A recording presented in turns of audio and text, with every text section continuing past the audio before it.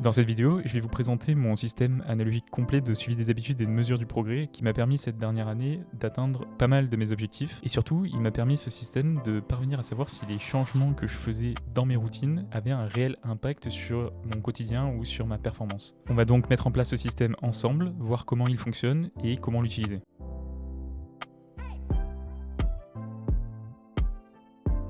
En fait, c'est assez indispensable d'avoir un système qui vous permet de suivre vos habitudes et mesurer précisément votre progrès tous les jours, parce que c'est à partir de ces deux actions-là que viennent vraiment les améliorations dans votre travail et dans votre vie, et principalement l'accomplissement de vos objectifs. Mais c'est vrai que c'est assez difficile de mettre en place un système qui nous corresponde à nous et qui fonctionne pour nous, et c'est encore plus difficile d'avoir un système qui vous permette de mesurer si les changements que vous faites dans vos routines et dans votre quotidien ont un réel effet sur les résultats que vous obtenez. À savoir par exemple, si j'ajoute une habitude, est-ce que ça améliore ou non mon quotidien? Ou par exemple, est-ce que la nourriture que j'ai mangée la veille va impacter mes performances du lendemain, mon sommeil ou ma concentration? La question c'est comment savoir s'il y a un réel lien entre les améliorations que j'ai et les habitudes que je mets en place. Alors tout d'abord, il faut distinguer deux types de difficultés lorsqu'on met en place un suivi des habitudes. La première difficulté est de mesurer le progrès, et la deuxième est de savoir si les actions mises en place impactent réellement nos résultats. Autrement dit, trouver des corrélations entre les variables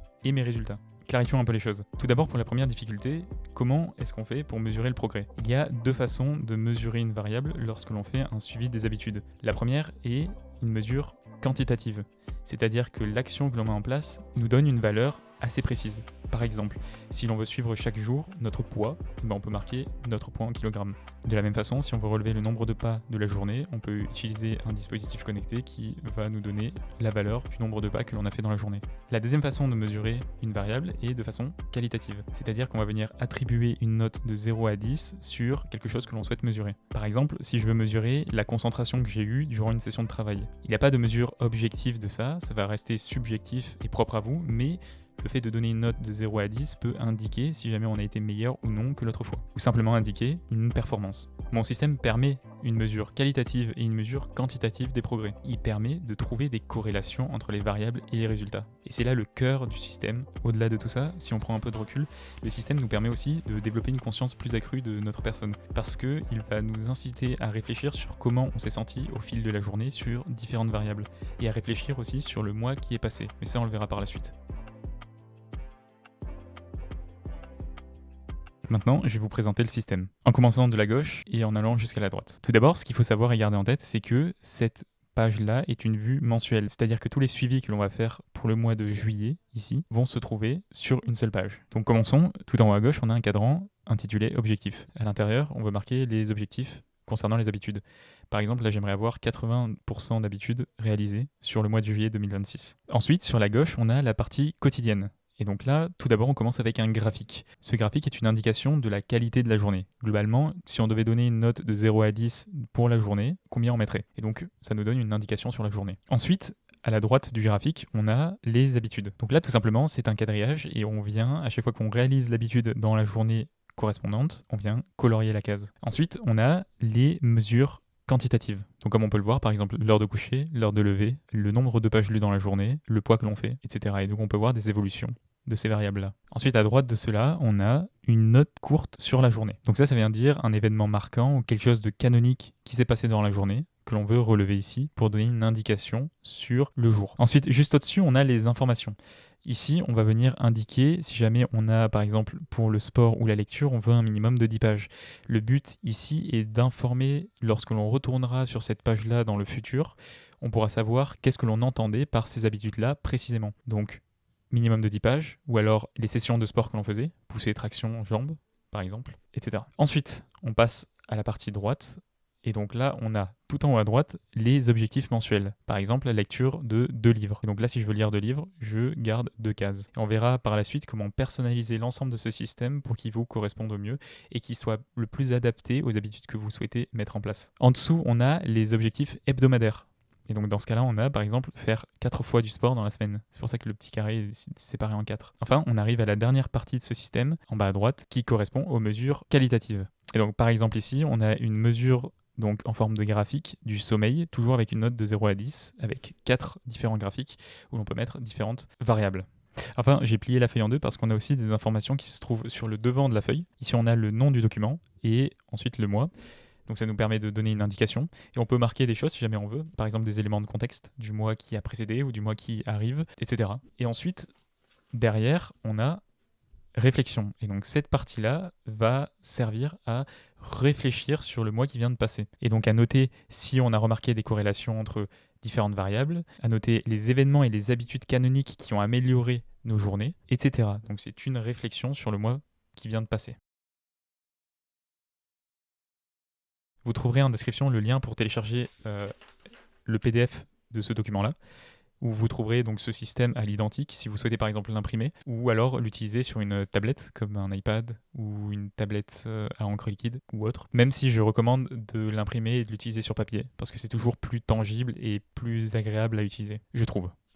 Cependant, si vous souhaitez le faire à la main, c'est possible. D'ailleurs, je l'ai fait pendant longtemps comme ça, comme vous pouvez le voir ici, sur un carnet en format A5, où tout a été fait à la main ici. Donc c'est un peu plus chronophage, un peu plus long, mais ça vous permet de personnaliser exactement comme vous le souhaitez le système. Et donc pour la version faite à la main, je vous conseille de prendre un support qui soit donc soit une feuille A4, soit un carnet, avec un quadrillage ou des pointillés. La suite va consister à établir une liste d'habitudes que vous souhaitez mettre en place pour le mois en question. Et donc l'idée ici est de les regrouper par thème, si vous pouvez. Comme vous le voyez ici, pour que ce soit un peu plus lisible, j'ai mis des espaces blancs entre les différentes cases. Donc lorsque vous aurez regroupé en catégories vos habitudes, je vous invite à les reporter ici et à utiliser un blanco comme celui-ci. Par exemple, si vous voulez séparer ce quadrillage-là avec ce quadrillage-là, eh bien, vous pouvez mettre un coup de blanco sur le quadrillage du milieu. Et donc, ça vous permet de personnaliser au mieux votre système. Maintenant, je vous conseille aussi de pas trop mettre d'habitudes.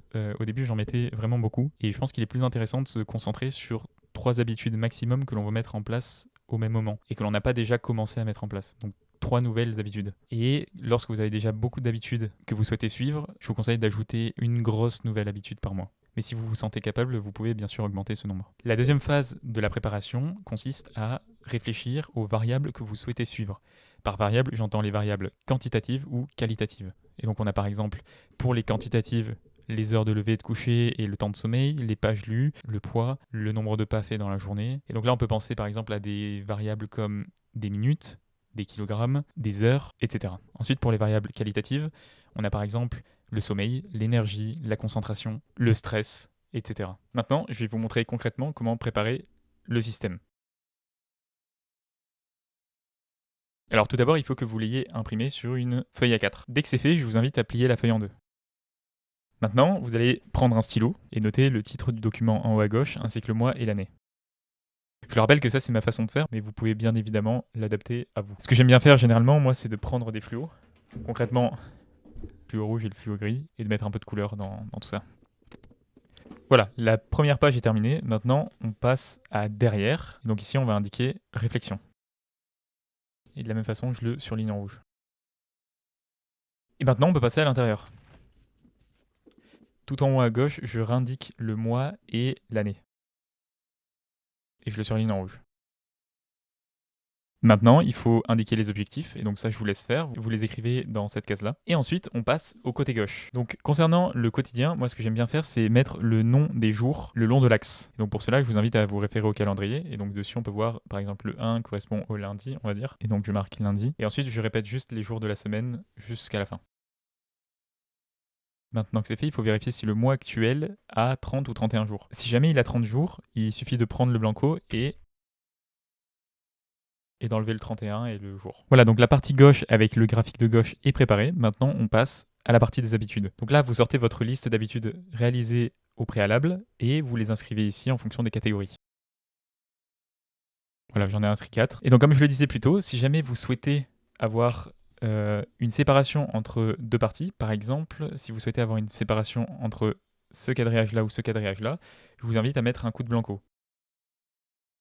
Et donc là, on aura une séparation claire entre les deux lignes. Si vous trouvez que ça fait pas très propre, ce que je peux comprendre, vous pouvez aussi le faire sur un logiciel de montage photo, assez simplement. Et de la même façon, si vous voulez rajouter une colonne, vous pouvez le faire simplement en la rajoutant à droite ou alors en comblant les trous qui sont ici, de cette façon-là par exemple. Etc. Ensuite, on passe aux mesures quantitatives. Et donc là, il y a juste à faire ça comme ça. De la même façon, si vous voulez séparer un des deux grands tirés ici, vous pouvez passer un coup de blanco au milieu pour faire une nouvelle ligne. Ou alors utiliser un logiciel de montage photo. Ensuite, il faut que vous inscriviez ici les informations concernant les habitudes. Et donc là, par exemple, je vais marquer que la lecture, ce sera quotidiennement minimum 10 pages. Et pour un petit côté esthétique, je vais mettre un coup de fluo. Alors personnellement, j'aime bien le côté un peu organique de le faire à la main. C'est pour ça que je le fais avec du blanco et j'écris au stylo et que pour le coup, c'est pas hyper appliqué. Mais je comprendrais totalement que certaines personnes veuillent faire les choses de façon plus propre. Donc dans ce cas, je vous invite à peut-être inscrire les choses sur le logiciel de montage photo ou bien d'écrire un peu plus proprement que moi. Ensuite, vous pouvez indiquer donc les objectifs mensuels et ensuite les objectifs hebdomadaires. Par exemple le sport. Et donc une partie importante de la personnalisation de ce système-là est qu'en fait les cases peuvent être modifiées. Par exemple, admettons que j'ai 2 types d'écriture. J'écris le matin dans mon journal et l'après-midi je veux une écriture un peu plus professionnelle, c'est-à-dire je vais écrire pour par exemple écrire une vidéo. Dans ce cas-là, je viens séparer en 2 les cases. Et donc lorsque j'aurai réalisé la première habitude, je viendrai gribouiller la première case, ici. Et si j'ai fait la deuxième, je gribouille la deuxième. Voilà. Et donc là, on pourrait inscrire par exemple écriture, matin journal et après-midi pro. Mais de la même façon, on peut venir séparer les cases des objectifs. Et par exemple, comme on l'a vu plus tôt, j'avais séparé la case du sport en 4. C'est-à-dire que par semaine, ici on a la semaine 1, semaine 2, semaine 3 et semaine 4 du mois, et bien par semaine, j'aimerais faire 4 fois du sport. Et donc je viens l'indiquer ici en séparant en 4 la case.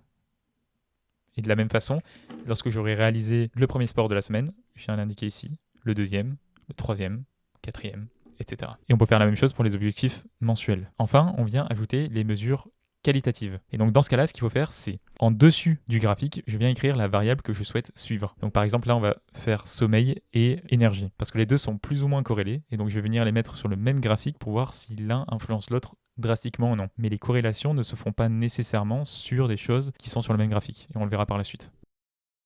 Et donc là, il va falloir prendre un bic de couleur et venir mettre la couleur des différents graphiques au-dessus des noms. Et donc personnellement, moi je mets un petit point au-dessus. Donc le sommeil sera en rouge par exemple, et l'énergie en noir. Et donc chaque jour, je viens reporter, je donne une note de 1 à 10 au sommeil et à l'énergie. Et je les connecte entre eux pour créer quelque chose qui ressemble à un graphique. Et donc prenons l'exemple d'une journée typique. Le matin, je vais me réveiller et je vais venir indiquer la qualité du sommeil. Par exemple, un 7 sur 10. Ensuite, je viens noter l'heure à laquelle je me suis levé.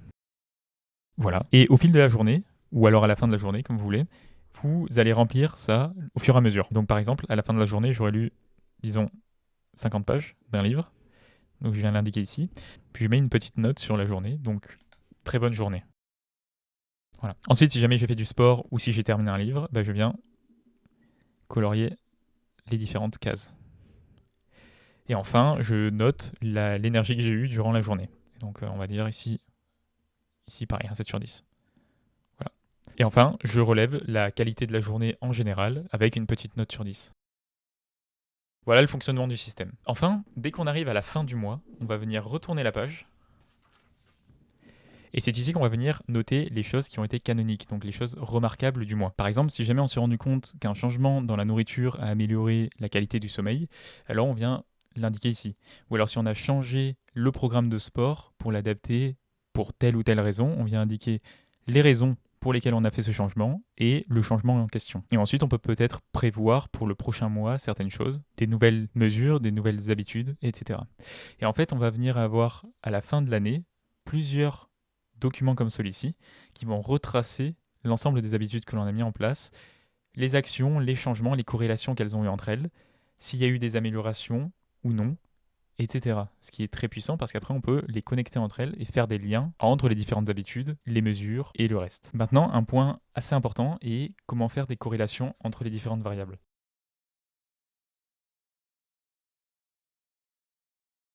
Cela, ça va se faire par des indicateurs visuels qui peuvent être des couleurs ou alors des indicateurs comme des chiffres. Et je vais vous présenter par exemple un premier indicateur qui est un chiffre et une couleur, les deux combinés. Donc par exemple, si jamais ici j'ai passé une très bonne journée, mais que j'ai envie de détailler cette note-là, alors on vient ajouter un petit 1 que je mets entre parenthèses. Et ensuite, je vous invite à vous munir d'une feuille A5, comme celle-ci. Et ici, on va venir indiquer le petit 1. J'indique aussi le mois et l'année, pour avoir un lien entre cette feuille-là et celle-là. Et je peux écrire des précisions sur la journée.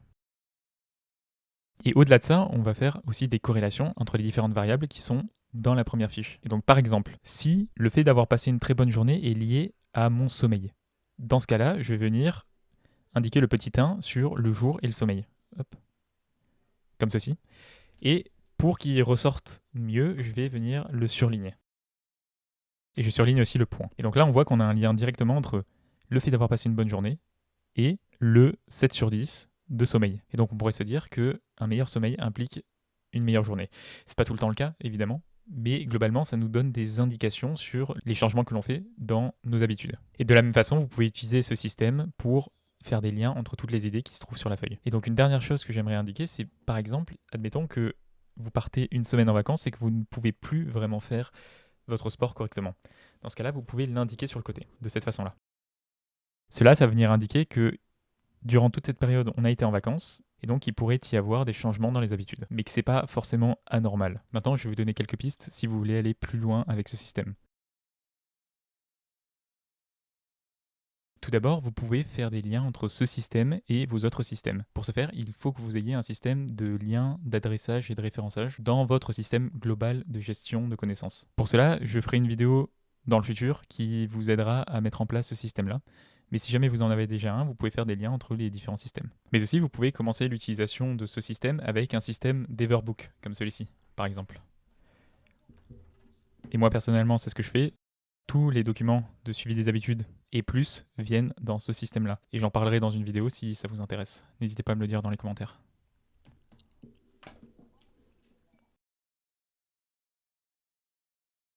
Voilà, vous savez tout sur mon système de suivi des habitudes et de suivi du progrès. J'espère que la présentation de ce système vous aidera dans votre suivi des habitudes et vous permettra de vous améliorer. N'hésitez pas à me faire des retours de la vidéo dans les commentaires. Et si vous avez une quelconque question, n'hésitez pas. Si vous souhaitez savoir comment bien lire des livres, je vous invite à aller voir la vidéo qui s'affiche ici. Ou alors si ma méthode de prise de notes afin de maîtriser des sujets variés vous intéresse, je vous invite à aller voir cette vidéo-là. Je vous remercie pour le visionnage.